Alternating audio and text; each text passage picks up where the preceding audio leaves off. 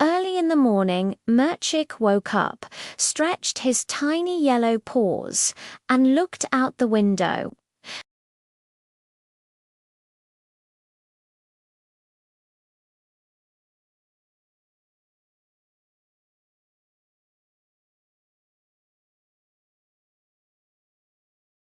A small, fluffy cloud was running across the sky. Yes, running.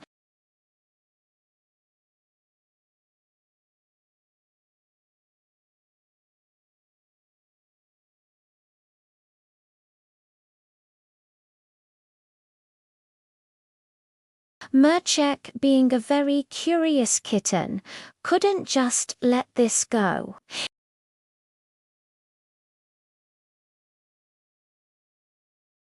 "Hey, Cloud, where are you going in such a hurry?"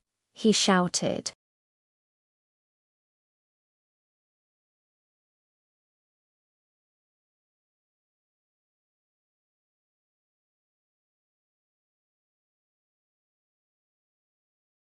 In a tiny, squeaky voice that sounded like static on a radio, it answered, "I'm escaping.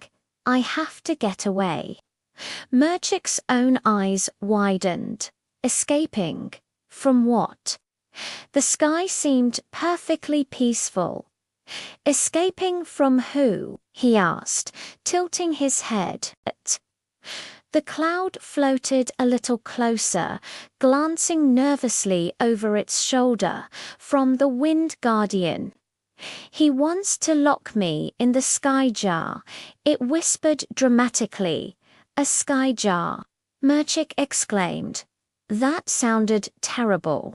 Imagine being stuck inside a jar, unable to drift or rain or make fun shapes. But why? "What did you do?" The little cloud seemed to shrink, blushing a faint grey.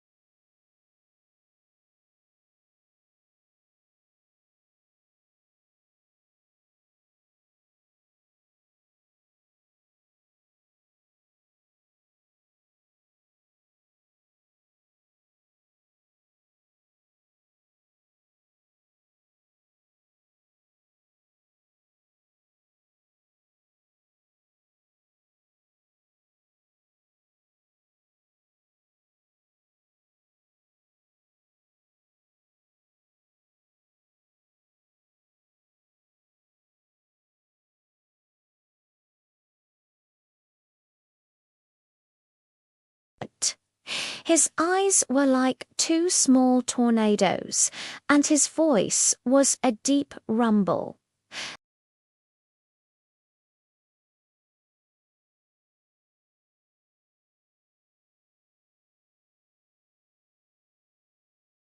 The little cloudlet yelped and zipped behind Murchik, trying to hide behind his small, fluffy body.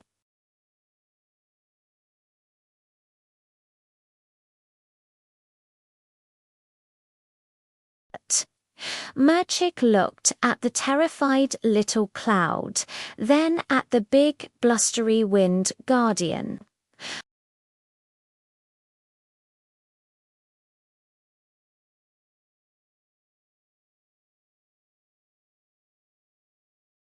"No one is locking anyone in a jar today," he declared, his voice much braver than he felt. The Wind Guardian paused his spinning and looked down. He seemed to chuckle, a sound like rustling leaves. "Little kitten, you're no bigger than my thumb. You think you can stop the wind? I can try." Murchik shouted back proudly. He took a deep breath and did the only thing a brave kitten could think of. He leaped. He jumped straight off the windowsill, aiming for the Wind Guardian. For a second, he thought he would just fall. But instead of falling, he caught a gust of wind. Surprisingly, the wind didn't push him away. It lifted him up like a fuzzy yellow balloon. Murchik floated, spinning and tumbling through the air. "Whoa," he squeaked, his paws flailing. He was flying. He giggled as he did a somersault, then another, getting closer and closer to the swirling giant. With one final clumsy spin, he landed right on the Wind Guardian's shoulder.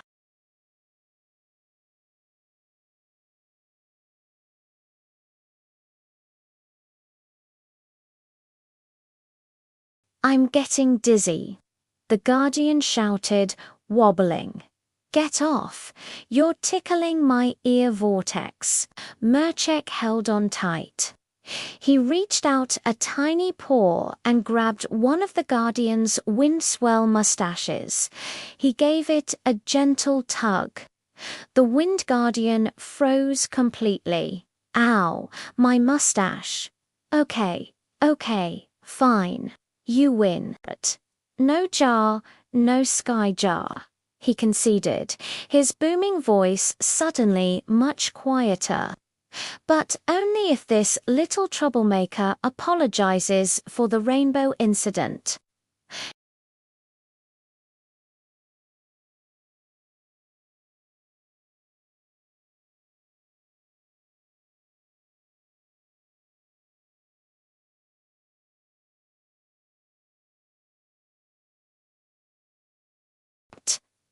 The Wind Guardian sighed, a gust of wind that made the nearby leaves dance.